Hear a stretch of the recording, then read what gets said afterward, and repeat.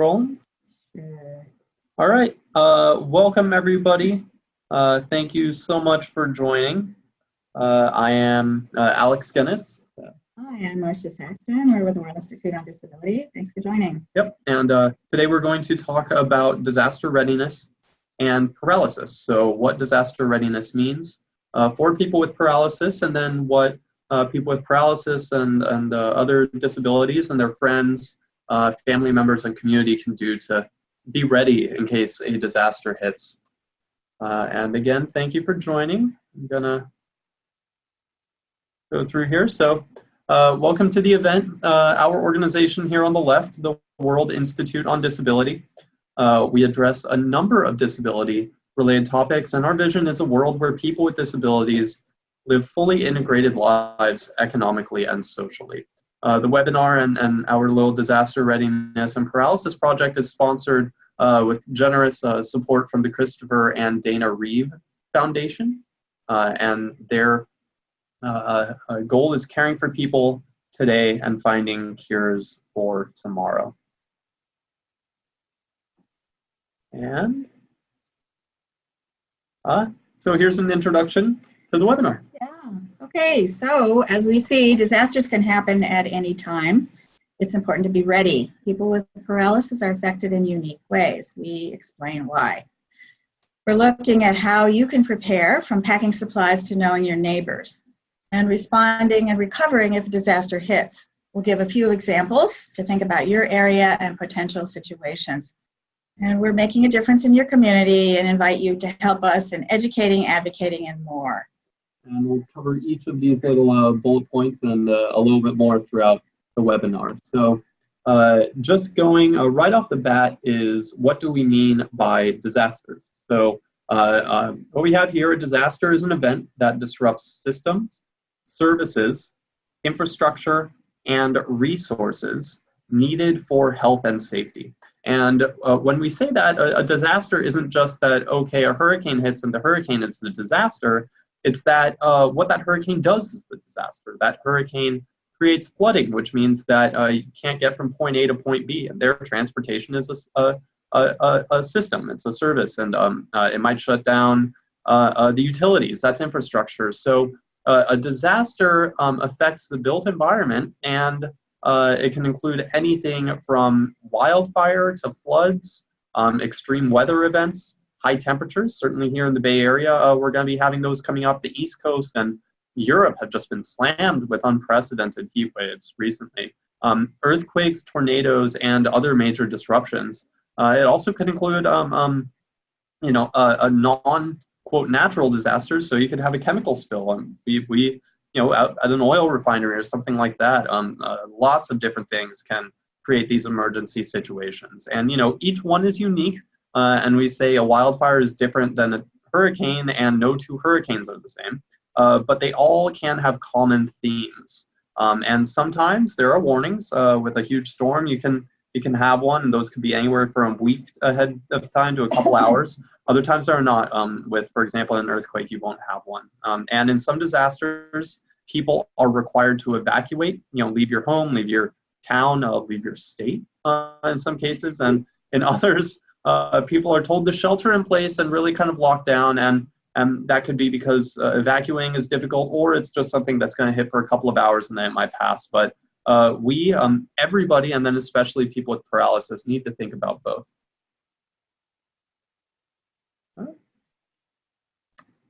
That's interesting. All right.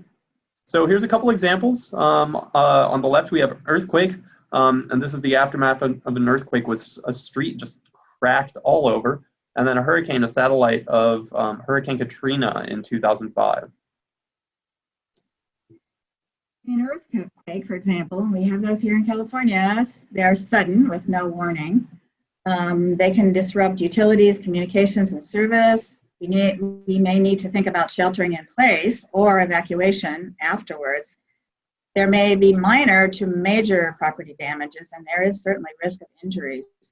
A hurricane, on the other hand, there may be warning 1 day to a week ahead. Some evacuations may be necessary. There's a danger of winds, flooding, and so forth, and there's a potential to be stranded and need to be rescued. And there may be long-term displacement and recovery time needed. And looking at these, we'll talk about this later on near the end of the webinar, but you can plan for these in different ways. And as Marcia said, earthquakes, we get those here in California, we don't get hurricanes. So we certainly want to plan for things like earthquakes, some of the types of storms we get out here, and maybe wildfires and extreme heat. Someone in the Southeast doesn't need to care about earthquakes so much, but they certainly need to care about heat waves and hurricanes and things like that. So what about paralysis and disasters? So how I mentioned at the beginning, a disaster is an issue because it disrupts systems. Well, paralysis requires more resources and supports for health, safety, and independence. I need electricity to charge my power wheelchair, an elevator that works, healthcare supports, personal care attendants, etc. Some examples there are medical supplies, stable utilities, accessible housing and transportation, and those caregivers. And these resources may be disrupted or unavailable in disasters. Either in full or in part. One caregiver might still be around, but if I have a crew of 5 and then all of a sudden I'm down to 1, well, that's a disruption in its own right. Doesn't mean that I don't have any caregivers, but certainly it'll cause some stress. This means that people with paralysis are especially vulnerable, and it also means that we need focused plans in order to be ready. And we really need to plan in advance, and that will make us a lot safer. And then, on the other hand, disaster planners and managers should, when they're putting together disaster plans, include paralysis in their planning. We'll talk about that a little bit here, but also we have a webinar coming up next Thursday, also at 11 a.m., and that will be aimed toward those disaster managers, so tell your friends.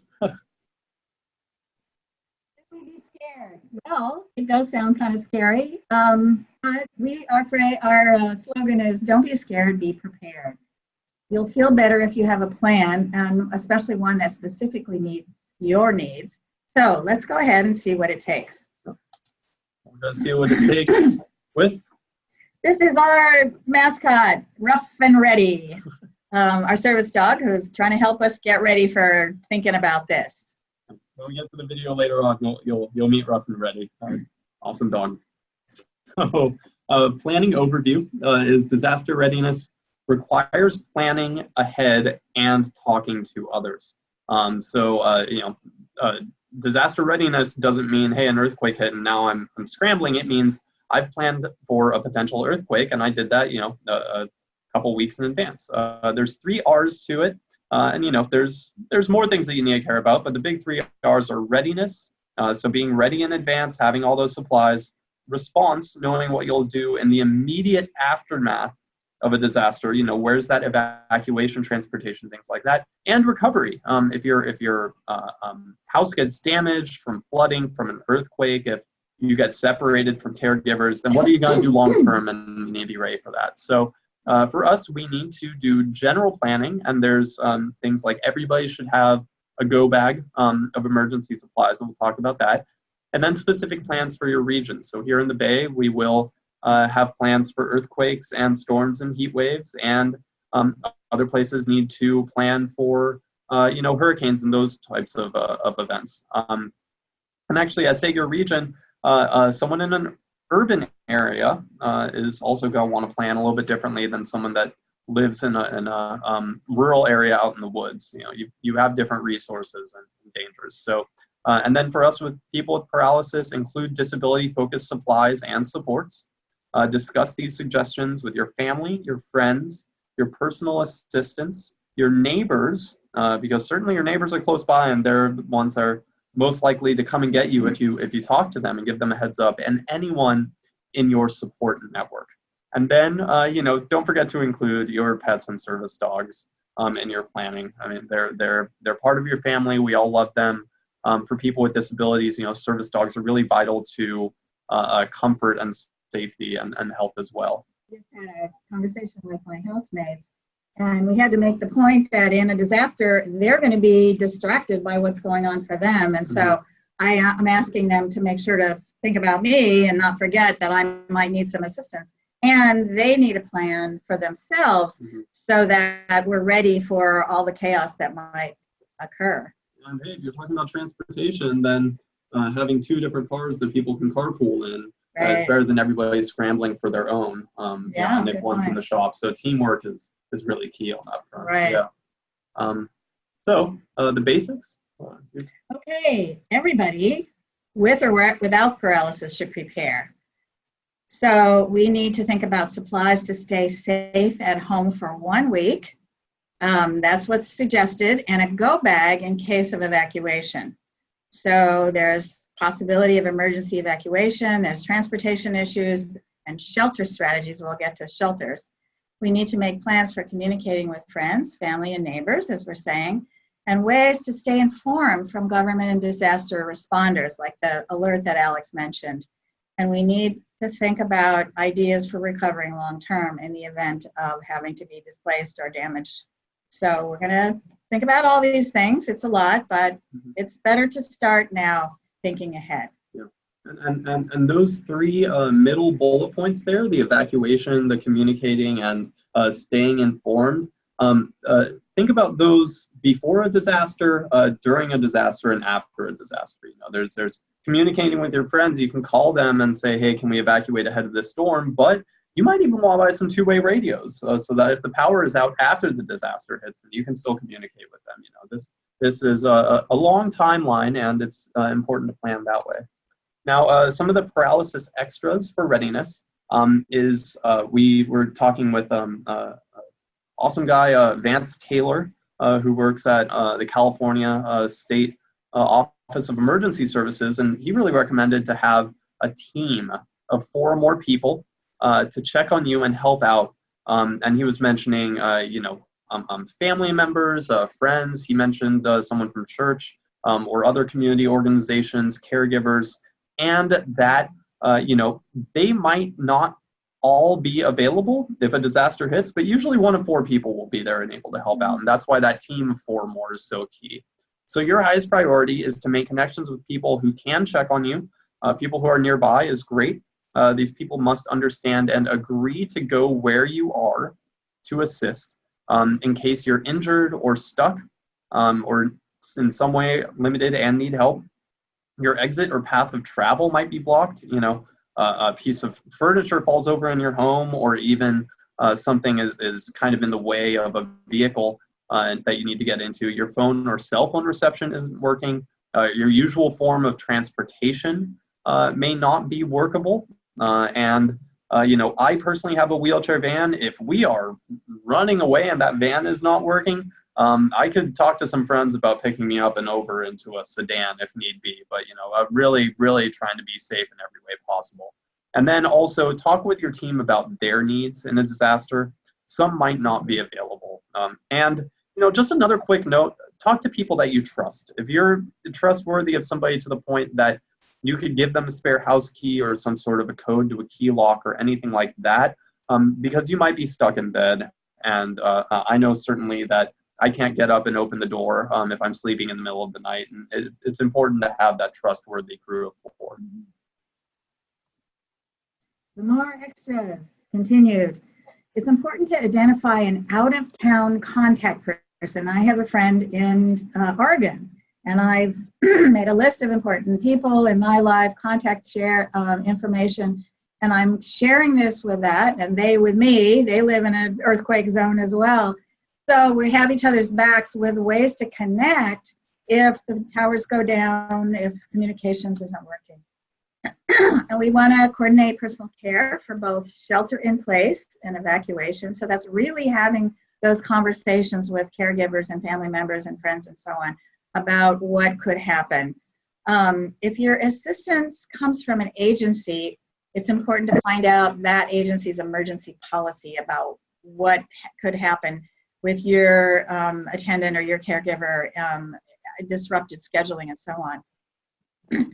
Here's an interesting point. It's useful to practice giving specific instructions to first responders. So for example, suppose the police or a fireman or somebody comes into your house and sees that you have a disability. It's very helpful if you can explain your access and safety needs. So you present yourself as a competent describer of your situation, and they're more likely to respect you and listen to you rather than doing what they would do, treating you like a newly injured person, which might not be the safest thing for you. So if you're clear, they are likely to respect you as a competent person rather than just an injured patient.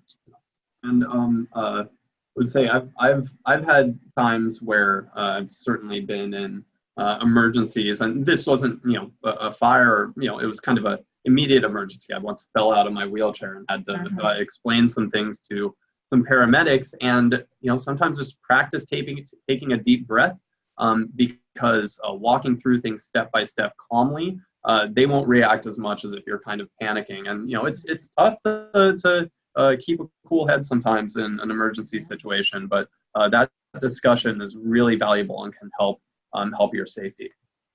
So here we're looking at your home, and here's a home without any steps on the front door, so thumbs up.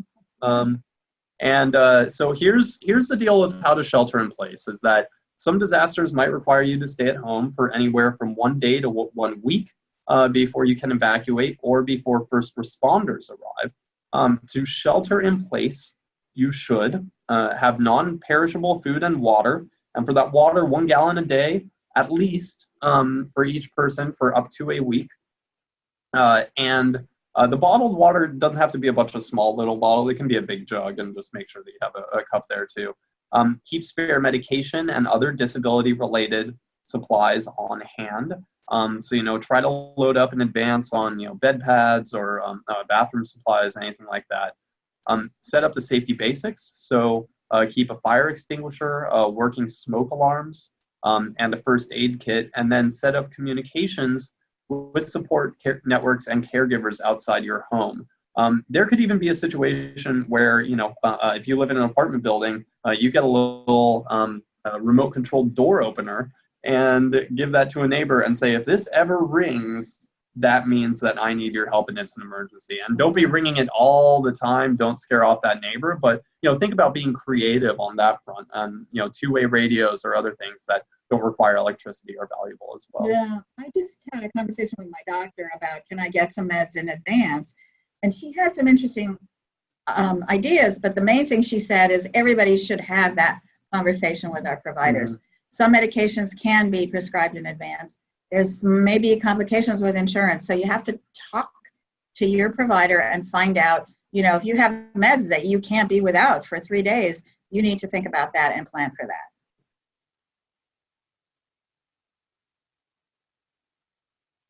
All right, so a few notes about utilities is in an emergency, if you've got an earthquake or if there's a fire, go and know how to turn off water, gas, and electricity. These can be around your place. If you yourself, because of paralysis or any other reason, can't get to turning off those utilities, those shut-off valves, explain that to family members and assistants, and practice explaining it to anybody who might be there in the moment. Understand your local regulations for power outages. So here in California, we've got this kind of issue where some of the electric wires going around the state are said to have touched very dry trees and things like that and lit off some fires. So on hot, windy days in the summer, they're doing power shutoffs in advance. So they send out warnings saying, hey, we're going to do this. But for someone who has, a BiPAP, a breathing machine, who needs a refrigerator for their medication, needs to charge a wheelchair, that's a dangerous thing. So inform your utility company about your needs, see if they can kind of prioritize your neighborhood or anything like that, if they need to do, rolling blackouts, and think about even, getting a generator, or they sell a little spare electric batteries, a solar panel array. They have foldable camping solar panel arrays. There's lots of options that you can do. Sign up for the power outage warnings. Here in the Bay Area, we have AC Alert, Alameda County Alert, that sends me lots of useful texts and emails, and similar things can be available in your county as well.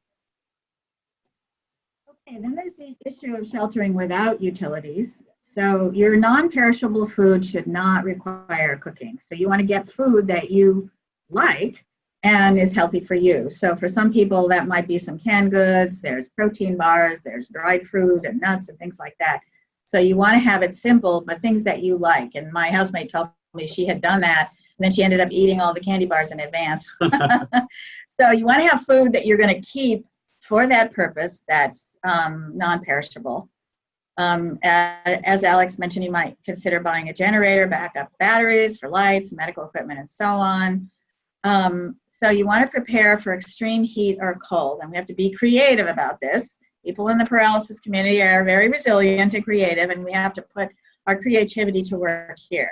Elevators may not work, so if you live upstairs, you want to have, we call an evacuation sling, or other ways to evacuate. And we're going to say a few more words about that.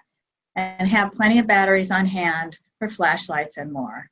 And something that just came to mind, that prepare for extreme heat or cold. I know that we were talking about this yesterday, and this is even before utilities, before there might be a power outage, but my apartment building doesn't have air conditioning, and they don't allow window air conditioners, but there's these little things look kind of like R2-D2, these boxes that are portable air conditioners, and then you have tubes coming out of them that go through a port on the window. I ended up buying that because a lot of us people with paralysis have a really hard time in extreme heat. And I had to completely MacGyver and finagle the way that this goes through my window, because it's meant for sliding windows and I have a swing away one, and we made it work. We made it work because we knew it was important for my health and safety. But just on that, if it's very hot and there's a power outage, consider those little chemical ice packs, the ones that you kind of break and shake up. Just think about those options for you. Speaking of Star Wars, here's adaptive. Good old Lego guys in wheelchairs. So for adaptive equipment, if you use a power wheelchair, have a backup manual wheelchair just in case there's power outages or limited types of transportation. As I said, if you need to evacuate and someone transfers you into a sedan, you can't take your power chair with you. If you live upstairs, consider a spare wheelchair in the lobby or garage. I have a very old but still functioning and squeaky power wheelchair that no, it is a power. Oh, it's a power wheelchair that's downstairs locked up right by the bike rack in my apartment building, because I know if I need to evacuate, it's not going to carry me down, put me in that, and I can get out and be comfortable. And part of that, I'm a high-level C5, C6 quadriplegic, and I certainly need a comfortable chair with a tilt system and one that's built to my body. Keep an extra charger for your cell phone and a portable battery pack in case you need that communication. Purchase a generator or battery system. I think we already mentioned that. Consider a medical alert system. These are for sale many places, and there's subscriptions for that. Talk to your doctor and your insurance and hospital to see if they have other ways to do that that's affordable. And consider technologies and devices for communication, such as text radio, pagers, two-way radios, and give them to your team, or get everybody to kind of pitch in for their own and agree to everybody be in contact, because members of your team can help out other folks, and you don't necessarily have to foot the whole bill for a bunch of two-way radios. I know that some of you might be thinking, how am I going to pay for all this? How can I do this? It's overwhelming. But the idea is to just start with something. Maybe you can't afford an extra spare power wheelchair, but you might be able to find some old manual chair that would make a huge difference for you just to have that. So we have to start with something today or tomorrow, and then down the line, maybe more planning. And you know what, if you have to be creative through, building some things up through a secondhand store or things along those lines, create a GoFundMe account. Try to be creative, do what works for you. A lot of these systems, you don't have to go and buy $1,000 generator, but see what's available and keep you healthy. So, do you want to? Okay, pets and service animals. Okay, just like our mascot, Rough and Ready, we make plans ahead for pets and service animals, and think about evacuation and food supplies for our animals.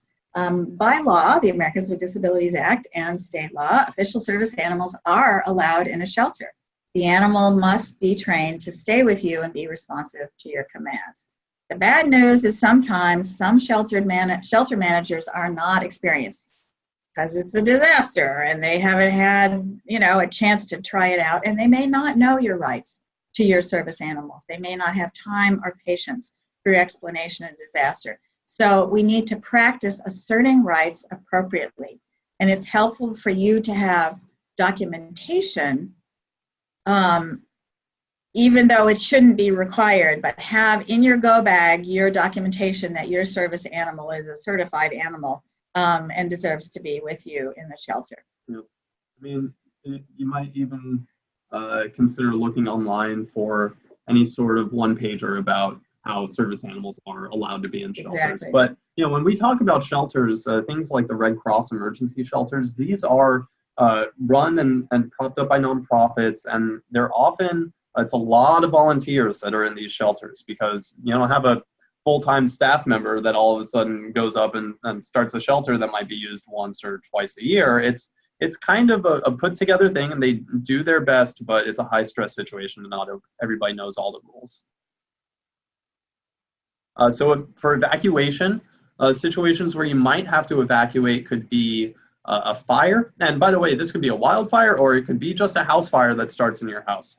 In our video, one of the interviews, Jennifer just says, yeah, there's all of these different ones, but a disaster could be something that's just limited to your home. So be prepared for that.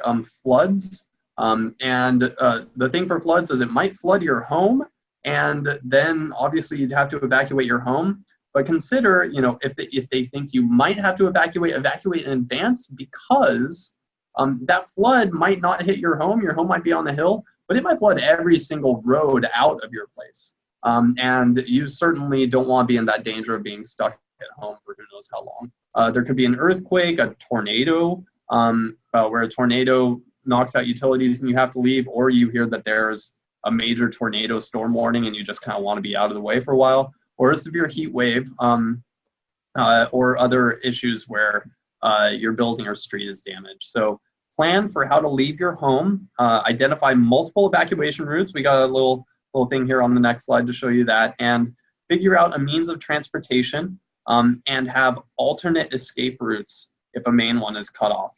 I have a wheelchair accessible van. I know where it's located, and I would need to talk to other people to drive it. I can't drive it on my own, and that can be a conversation with one of those 4 team members. Contact local partners, local disaster planners about nearby shelters, especially if you think that an evacuation might be necessary. Ask for several options, because there's limited accessibility in these shelters. Some places might think they're accessible, and then it turns out they're not.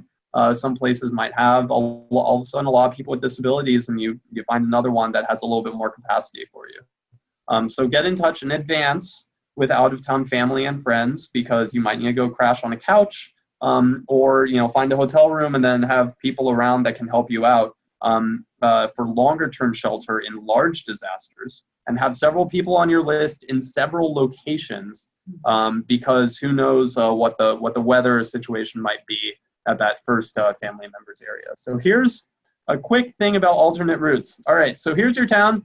Your home is on the left, and the escape route out of town, there are 2 of them on the bottom right. You got 2 bridges crossing a river, and oh no, there's a wildfire to the left of your house. You know that the quickest way out of town here in your Scooby-Doo van is that green arrow going down and across the bottom bridge.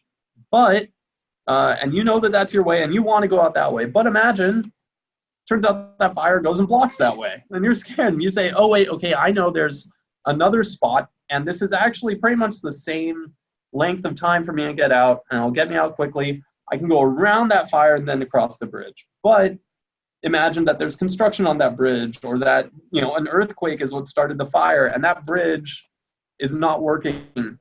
You go to Route 3, which is up across the other bridge on the other side of town, and that gets you out. But you need to have these multiple evacuation routes to get out of town, and know your local area. Maybe have a map with you, just in your vehicle, because the internet might be down, Google Maps might not be working, and have one in your go bag as well.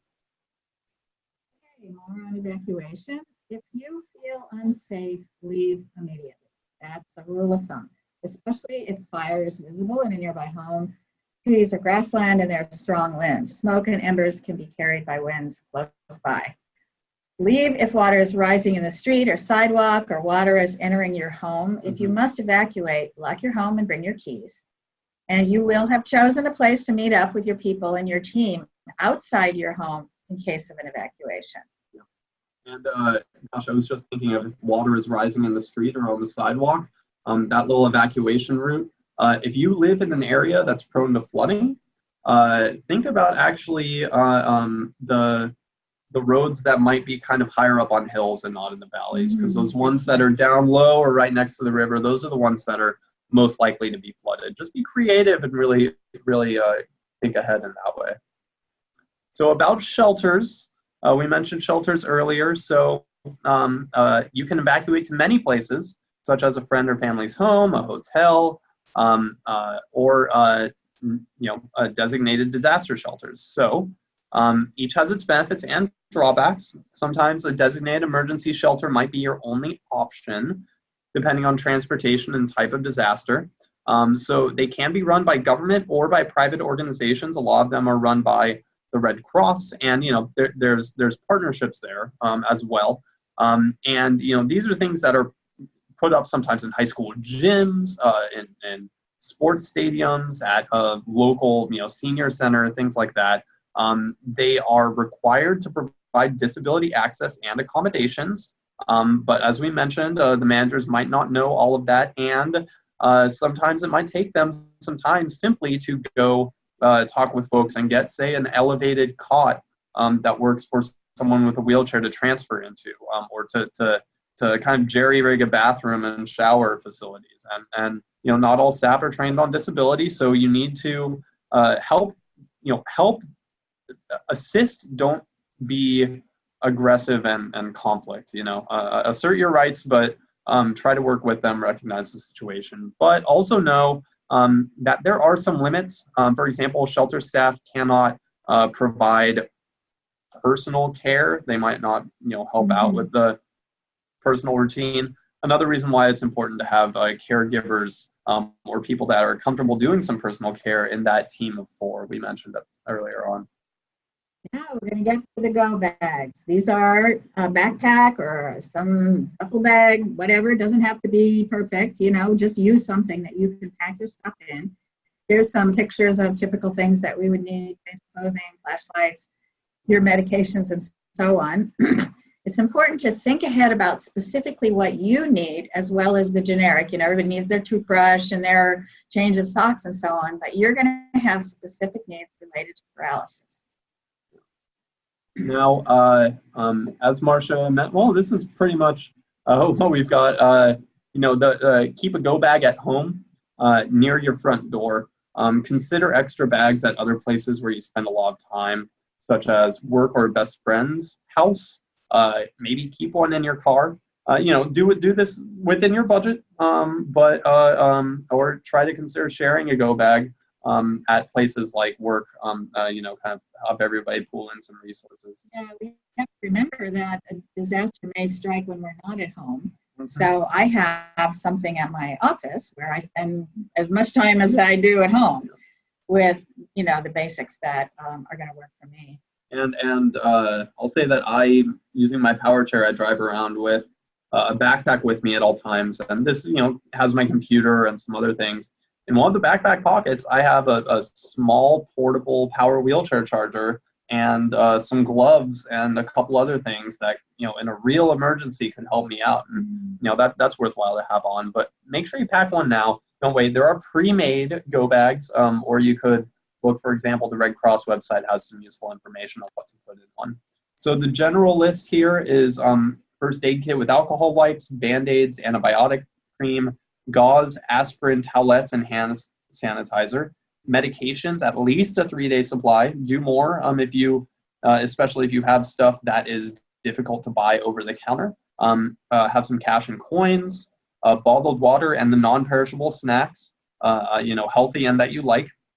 Change of clothing, especially socks, underwear, warm jackets, eyeglasses and or contact solution, items for babies and children, if you have them, and flashlight and batteries, pet supplies, and then that link right there, the Red Cross website, and then that ready.gov link is actually really, really valuable. So www.ready.gov/build-a-kit.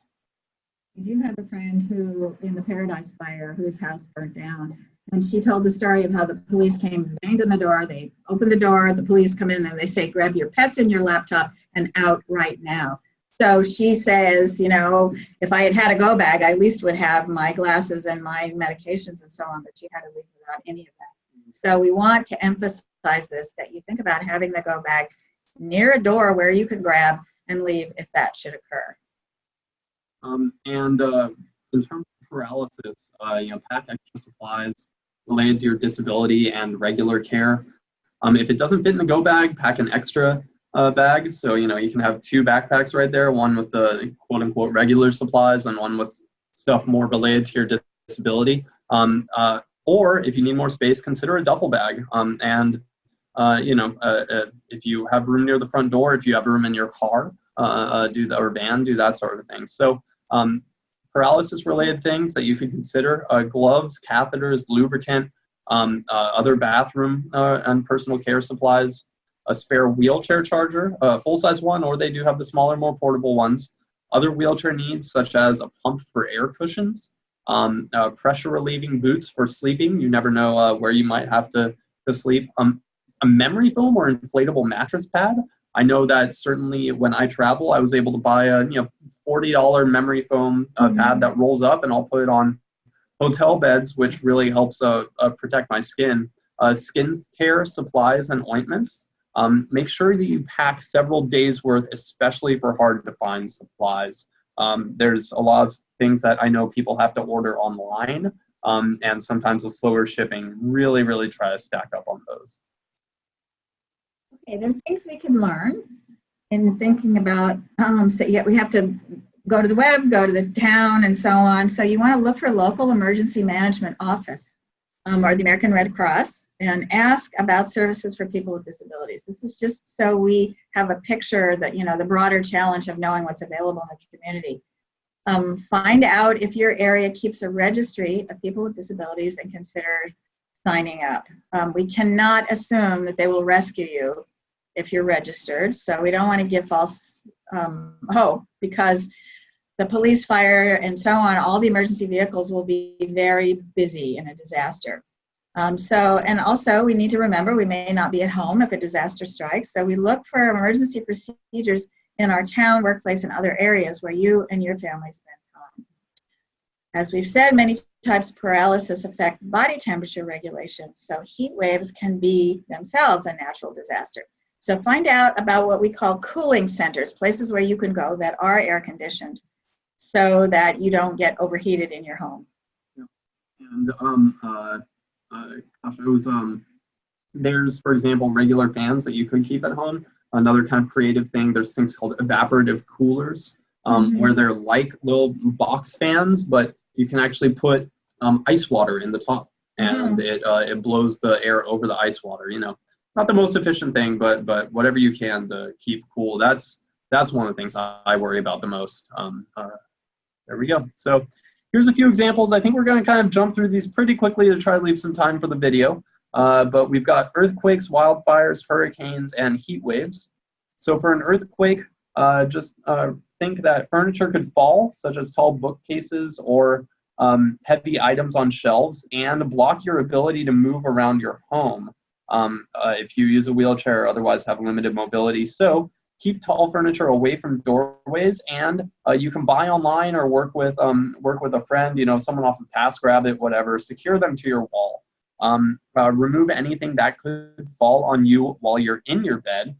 Prepare for both sheltering in place for, you know, a good several days, and for evacuation if you need to. Remember that recovery could last several days or more, and if you live in an old home and really the foundation gets damaged, you know, it could be a longer term thing, so be ready for that. Prepare for power outages for several days at least.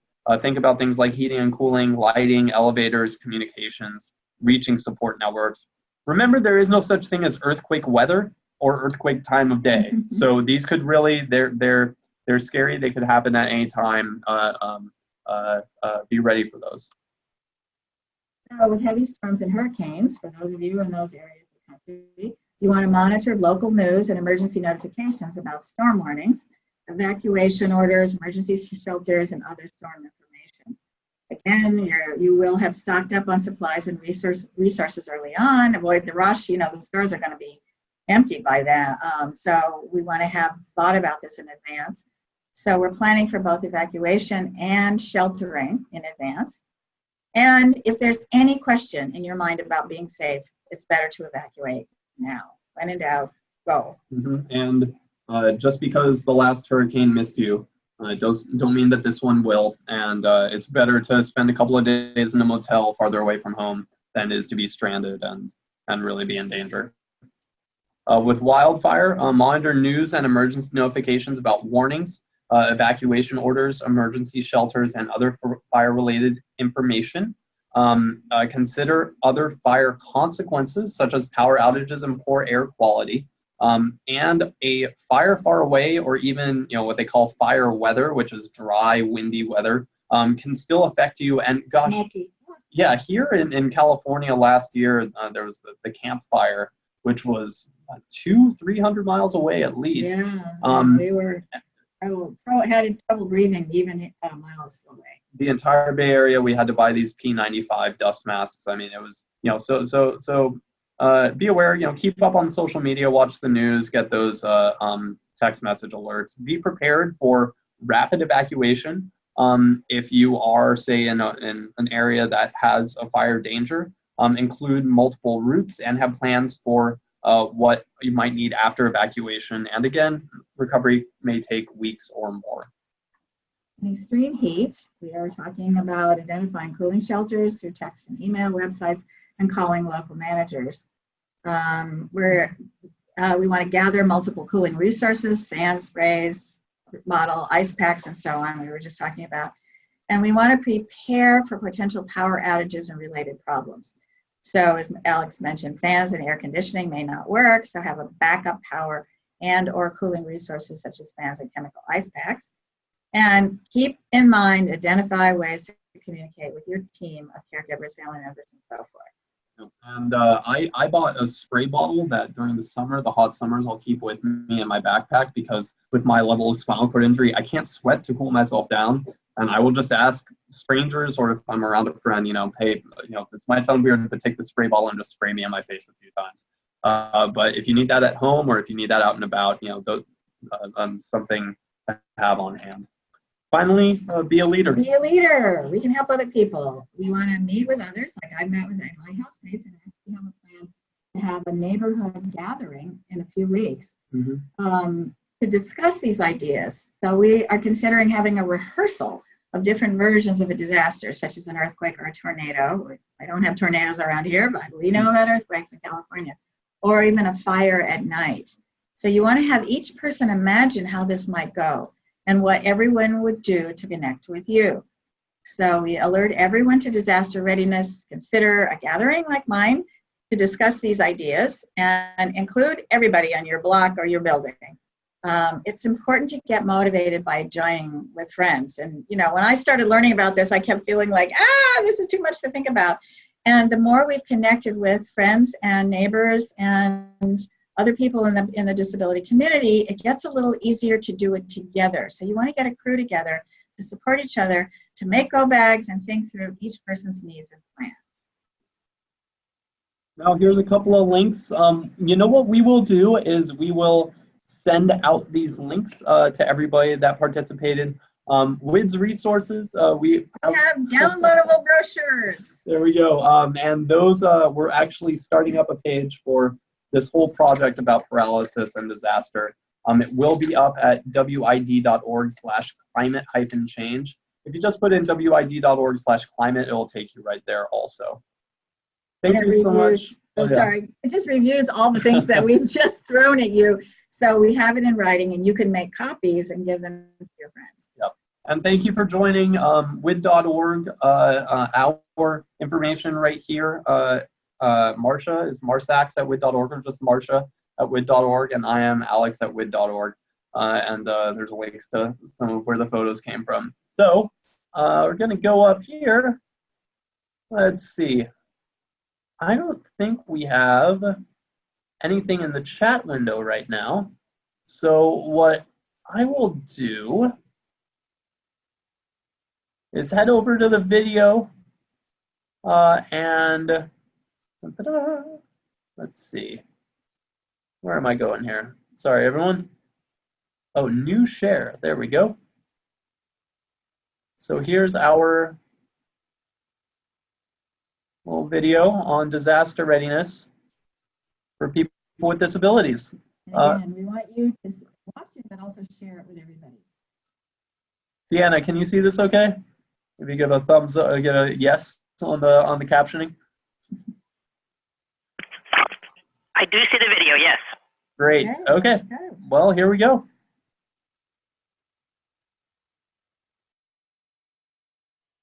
A globe with buildings. The logo for the World Institute on Disability. Lightning. Text. Disability and Disaster Readiness, featuring Rough and Ready. A woman and a puppet of a dog. Hi, everyone. I'm Marcia Saxton with the World Institute on Disability, and I'd like to introduce our host. This is Rough and Ready, the Disaster Readiness Service Dog. Rough has some questions for us today and our expert panel. Thanks for joining us. An image of curtains and text featuring. In a wheelchair and text, Vance Taylor, Chief, Access and Functional Needs, California Governor's Office of Emergency Services. A woman in a wheelchair and text, Nikki Brown Booker, Executive Director, Easy Does It, Emergency Services.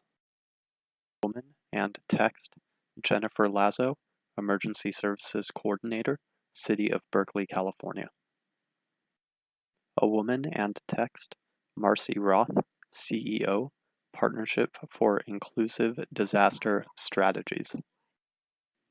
Puppet of a dog. First question, what is disaster readiness and why do we need to think about this? Jennifer Lazo. Here in California, we see a lot of disasters, and in this country, we see a lot of different disasters. And disaster readiness is making sure that you've done what you need to do to be safe and comfortable if a disaster happens. So it could be an earthquake, it could be a wildfire, it could even just be a fire that starts in the kitchen of the place that you live. But for any of those kinds of disasters, you want to take the time now to get yourself ready so you stay safe, so that everyone you care about can stay safe with you, and so that you have what you need to keep functioning after. Satellite of a large hurricane. Broken asphalt after an earthquake. Nikki Brown Booker.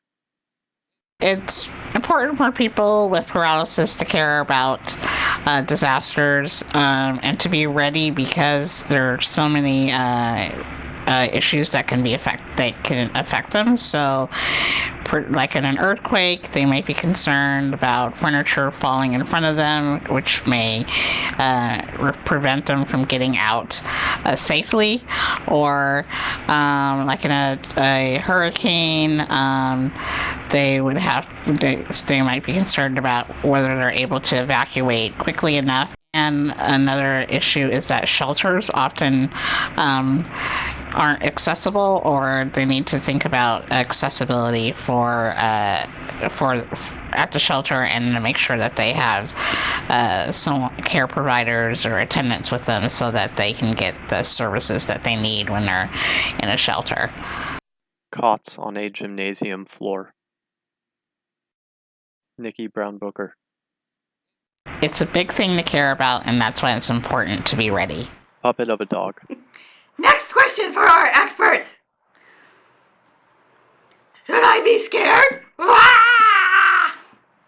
Nikki Brown Booker. No, you shouldn't be scared. You should be prepared. Use that fear to motivate you to work with your friends and family to get yourself prepared for this future disaster. Jennifer Lazo. And yeah, disasters are scary. They aren't fun, but a lot of things we do to get ready for a big, scary disaster helps with the little disasters. A power outage overnight, that's not fun either, but that's not that scary. We can all get ready to survive that together, and surviving a power outage is actually pretty similar to surviving an earthquake. City street with all lights turned off. Puppet of a dog. Won't the fire department rescue me? I hope so. Vance Taylor. Yeah, what we find is that traditionally, government hasn't integrated the needs of people with paralysis in their emergency management, right? So the way that they plan, prepare, respond, and recover from disasters haven't been completely inclusive of the unique need or circumstance that people with paralysis have. Jennifer Lazo. Fire department's amazing. I work with the fire department every single day, but there are only so many of them and a lot more people. And so we need everyone to take responsibility for themselves, especially in a disaster. Do everything you can to make sure that you'll survive, and then when those first responders get there, they can help you with that. But really, we want people to be ready for themselves. Puppet of a dog. Should I register with my town or put a sign in my window? Jennifer Lazo. So you don't need to put a sign in your window that you're disabled, but you do want to work with your neighbors to make sure that they know you're there and that you know they're there. There may be a kid next door who comes home and is at home alone for a couple of hours. They may come to you if they have an emergency while they're there, and you may go ask a neighbor for some help getting out of your house or getting some extra food if there's a thing where you have difficulty leaving. So being registered, that changes a lot based on where you live. There may be some organizations that do that, there may not. But the most important thing by far is getting to know your neighbors. Your neighbors are the most likely people to rescue you in a disaster. Nikki Brown Booger. That's right. And just because you receive Medicaid or disability services does not mean that you are on a rescue list. Still, there are local text message lists that you can get on, such as your local county. I would check with your county and or your local city to find out how you can get on a text message list for heat waves or future storms, or anything that might trigger a text alert in your local area. Sometimes they will even tell you where the nearest shelter is or where you can evacuate to, if need be. Puppet of a dog. Here's a question. What is a go bag and what goes in it? A backpack and many items, including a flashlight, lighter, roll of cash, first aid kit, power bars, map, notepad, toothbrush and toothpaste, chapstick, sanitary pad, ointment, clothing, a water bottle, gloves, a dust mask, towels, a Swiss Army knife, fork and spoon, plastic cup, a deck of cards, and an umbrella. Jennifer Lazo. A go bag is for situations where you are is no longer safe. There are a couple of things that could be. It could be a fire in your house. It could be a wildfire moving rapidly. It could be a chemical spill or some kind of release where it's not safe to stay where you are. So what you need in a go bag are things to either help you leave quickly or to help you build your life after you leave. So to help you leave quickly, that may be a bottle of water, a snack, maybe a dust mask to keep ash from getting into your mouth. It may be some supplies you need to help you, that you use every day to help you move more rapidly. Depends on you. Then there's the things you need to help keep you safe after. So that might be your medications, it may be some durable medical equipment, it may be a list of your emergency contacts or a copy of your insurance information or your credit cards. So if those aren't available, if you can't get to them, you can still get them replaced more easily. Puppet of a dog. Don't forget the dog food! Nikki Brown Booger. Make sure you think about things you would need for your daily routine, such as gloves, personal items, pressure relieving boots, anything that you will need for that you would use on a daily basis. because you may need them for more than a day or two. A wheelchair charger, lubricant, catheter, and gloves in front of a red backpack. Nikki Brown Booker. And if a backpack go bag is not big enough for everything that you need, go ahead and grab a duffel bag and put all your stuff in there. Just make sure that you have all that you need so that you're prepared. Puppet of a dog. So much to think about. What's the most important to start with? Woo! Vance Taylor. Anybody that has really any form of paralysis that requires any sort of specialized transportation, or that can't just jump in a car and go, is going to have to do some planning on the front end. And of course, we call that preparedness. We look at that, and I always tell people that you got to go 4 people deep, right? So I can rely on my wife, a family member, maybe a neighbor, a friend from church. I can call on any of these people for assistance to evacuate during an emergency. But the reality is probably not all 4 are going to be available at any point in time. But one should be available, and especially if they know that they're your lifeline. Jennifer Lazo. If you are told you're going to need to evacuate soon, evacuate now. Any almost time to evacuate message, if it's going to take you longer, start moving as early as possible. So if you get a hurricane warning or if you get a wildfire alert, it's time to start moving as early as possible. House fire, a warning sign, and text, evacuate right away. Puppet of a dog. What can I do to help others? Jennifer Lazo. We also really hope that you will be ambassadors for us. You already work with folks every single day. They know you, they trust you. So if we can send a message to you maybe about evacuation or how to boil water in an emergency, if you can pass it on to them in a way that makes the most sense for the groups that you serve, that's going to be a way more effective method. Marcy Roth. These are civil rights obligations. There are no waivers to these obligations in a disaster. And for people with paralysis, people need to know what their rights are. They need to know what their community is doing. And then they need to be actively involved in helping their community to be ready for whatever that next disaster is going to be. Vance Taylor.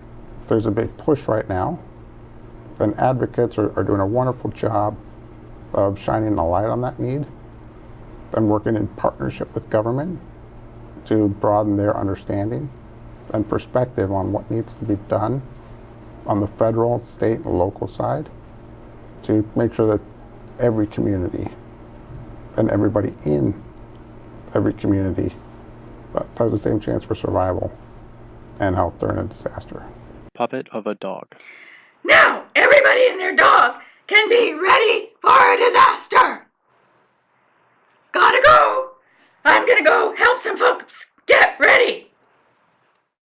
Golden Retriever runs across a parking lot, enters a building and runs across the lobby, grabs something out of a red backpack and runs toward a group of people sitting at a table. Rolling credits. Disability and Disaster Readiness, featuring Marcia Saxton, Jennifer Lazo, Vance Taylor, Nikki Brown Booker, Marcy Roth, Alabama as Rough and Ready. Camera work by Moya Spuntoff, Marcia Saxton, Lisa Heron, and Kat Sigmont. Edited by Alex Guinness. Produced by World Institute on Disability with generous support from the Christopher and Dana Reeve Foundation. For more information, visit www.wid.org. I think we're going to go. Is there anything else more? Chat? Anybody have questions? Otherwise, we really thank you, everybody, for joining and attending. Again, wid.org, and feel free to email either Marsha or myself. I don't see anything in the chat. This will be recorded and available online. Feel free to share with all of your friends. Take care. Bye. Thanks, Jan.